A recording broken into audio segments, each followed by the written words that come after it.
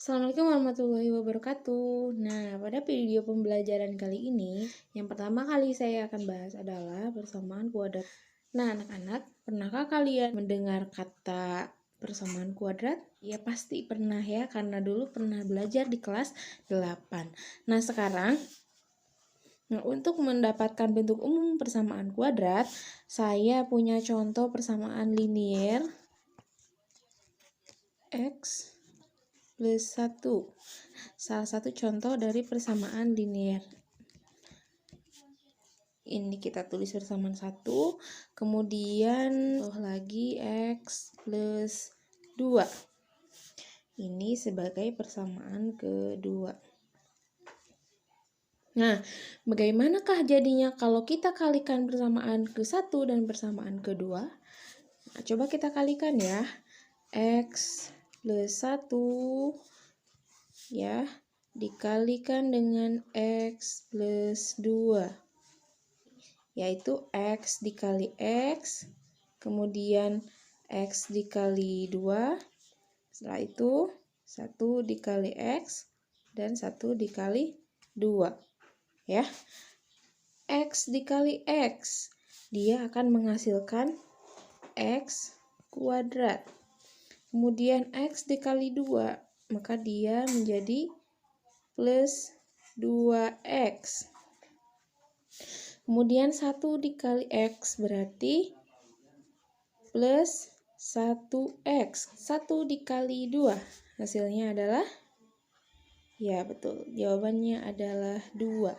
Jadi bentuk sederhananya adalah X pangkat 2 ditambah 3X ditambah 2. Seperti itu ya.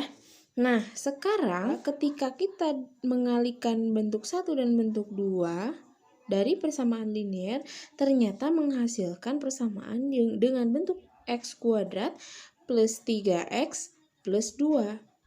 Adakah yang berubah dari sini? Ya betul, ada. Dari sini, X-nya itu pangkat paling tingginya itu cuma 1. Ya, itu ciri khas persamaan linier, pangkat tertingginya 1.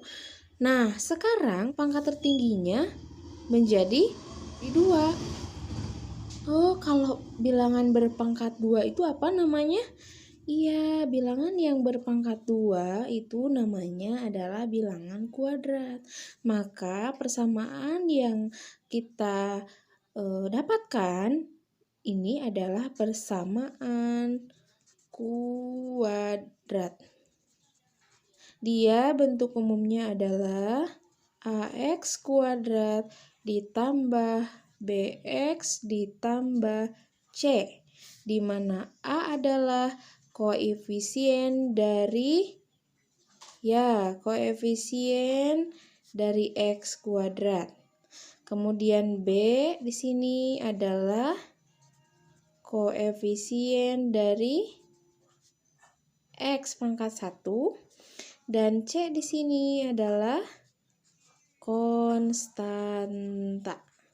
Ya, A ini sebagai teman dari X kuadrat, B ini sebagai teman dari X, dan C tidak ada temannya, namanya konstanta. Nah, sekarang kita akan mencari akar-akar persamaan kuadrat. Nah, apa sih akar-akar persamaan kuadrat itu? Akar-akar persamaan kuadrat itu adalah X yang memenuhi persamaan kuadrat. X yang memungkinkan untuk memenuhi persamaan kuadrat. Bagaimana caranya? Caranya ada 3. Yang pertama ada cara pemfaktoran, yang kedua kuadrat sempurna, dan yang ketiga dengan rumus. Atau kita sebut dengan rumus ABC. Ya. Nah, sekarang yang akan kita bahas adalah 1. Cara faktor. Nah, saya kasih contoh. 2 dikali 3 sama dengan 6. Nah, maka 2 dan 3 ini adalah faktor dari 6. Tadi telah dijelaskan bahwa persamaan kuadrat itu dia adalah bisa dibentuk dari perkalian persamaan linier. Ya, jadi nanti bentuknya itu adalah X bla bla bla dikali dengan X bla bla bla. Maka akan menghasilkan persamaan kuadrat. Seperti itu. Ya. Nah, sekarang kita contohkan nih ya. Misalnya ada persamaan kuadrat x kuadrat ditambah 3x ditambah 2 sama dengan 0. Nah, sekarang kita lihat nih A dan B dan C-nya berapa. Nah, ingat nggak bentuk umum tadi persamaan kuadrat? Iya, kalau tidak ingat saya ingatkan lagi ya. Bentuk umum persamaan kuadrat adalah AX kuadrat plus BX plus C sama dengan 0. Ya. A ini temannya X kuadrat, B temannya X, dan C tidak ada temannya. Maka A-nya di sini berapa? 1. Ya, karena 1 ini tidak ditulis di sini, sebenarnya ada 1. Hanya dia identitas perkalian sehingga tidak dituliskan. B-nya berapa? B-nya teman X, berarti 3. C-nya berapa? C-nya 2, seperti itu ya. Nah, sekarang kita kan mau mencari angka yang ada di sini, angka yang setelah X yang pertama dan setelah X yang kedua. Kita lihat A dikali C dan kita lihat B. Ya. Nah, A dikali C berapa? A dikali C, A-nya adalah 1, C-nya adalah 2, maka A dikali C adalah 2. B-nya berapa? B-nya 3. Nah, kita cari angka yang jika dikalikan menghasilkan angka 2 dan jika dijumlahkan menghasilkan 3. Berapa kali berapa isinya 2 dan berapa tambah berapa isinya 3. Misalnya 2 itu adalah 2 kali 1. Kalau 2 ditambah 1, 3, betul? Ya, kita coba. 2 dikali 1 sama dengan 2, betul. Oh, 2 ditambah 1 sama dengan 3. Oh, ternyata angka yang akan ada di sini adalah 2 dan 1. Jadi kita tambahkan di sini positif 2 dan positif 1. Maka faktornya adalah X plus 2 dan X plus 1. Tadi kan persamaannya itu X kuadrat ditambah 3X ditambah 2 sama dengan 0.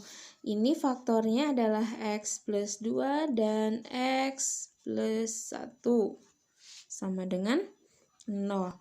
Nah, kita sekarang harus mencari X-nya berapa. Ini kan baru faktor ya, perkalian yang menghasilkan persamaan kuadrat. Nah, kita misalkan ini ya. Ini adalah misalnya A. Ini misalnya B. Nah, perkalian A dengan B menghasilkan 0. Jika A-nya sama dengan 0 atau B-nya sama dengan 0. Nah, sekarang kita cari A-nya berapa tadi? A-nya itu X plus 2 sama dengan 0. Oke. Nah, sekarang kita mau mencari X. Berarti 2-nya ini harus hilang. Ya, kita harus menghilangkan 2 ini supaya hanya X saja yang berada di kiri. Nah, bagaimana caranya? Kita jumlahkan dengan inverse-nya. Inverse dari 2 apa? Nah, supaya jadi 0, maka 2 ini kita kurangi dengan 2. Maka X plus 2 dikurangi 2 sama dengan 0. Nah, kalau di sebelah kiri dikurangi 2, maka sebelah kanan pun harus dikurang 2. X plus 2 min 2 jadi 0.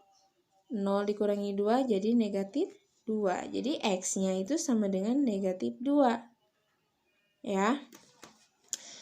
Nah, kemudian kita cari jika B-nya sama dengan 0. Maka X plus 1 sama dengan 0. X plus 1 kita tambahkan dengan inverse-nya, min 1 sama dengan 0 min 1. X 1 dikurangi 1 jadi 0, 0 dikurangi 1 jadi negatif 1. Jadi X-nya itu ternyata adalah min 2 atau X-nya min 1. Seperti itu. Nah, kalau kita lihat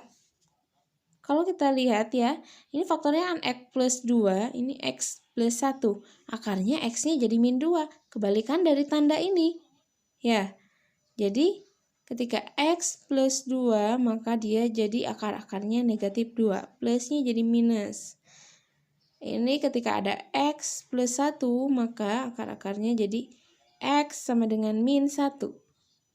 Nah, coba kalian simpulkan nanti untuk supaya lebih mudah untuk menyelesaikan persamaan kuadrat dengan cara pemfaktoran. Bagaimana nih supaya kita bisa lebih simpel lagi mencari akar-akar persamaan kuadrat. Nah, silakan diskusikan ya.